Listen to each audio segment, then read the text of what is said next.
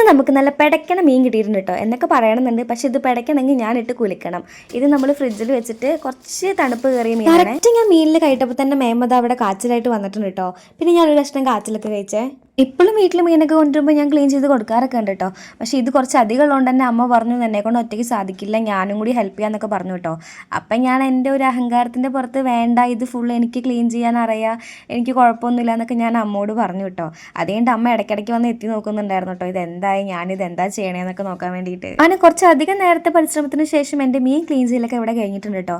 ഞാൻ അപ്പോൾ ഈ തലഭാഗം കളയാറില്ല കേട്ടോ. അപ്പോഴാണ് എനിക്കൊരു വേറൊരു പണി കിട്ടിയത്. വേറൊരു മീനും കൂടി ക്ലീൻ ചെയ്യാൻ അവിടെ ഇരിക്കുന്നുണ്ടായിരുന്നു. അതാണ് അമ്മ പറഞ്ഞിട്ടുണ്ടായിരുന്നു ഞാനും കൂടി ഹെൽപ്പ് ചെയ്യാം. പിന്നെ ഞാൻ വെട്ടി വെച്ച മീനൊക്കെ എടുത്ത് ഒന്നും കൂടി ഉപ്പുവെള്ളത്തിലും സാധാ വെള്ളത്തിലൊക്കെ ഒന്ന് കഴുകിയെടുക്കുകയാണേ.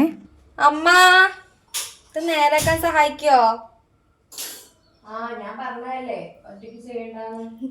ബേക്കിന് പണിക്ക് നിന്നാൽ പോരെ എന്നൊക്കെ പറഞ്ഞിട്ട് അമ്മ എന്നോട് കളിയൊക്കെ കേട്ടോ. അമ്മയ്ക്ക് പിന്നെ എന്നെ കളിയൊക്കെ എന്തെങ്കിലും കിട്ടിയാൽ മതി.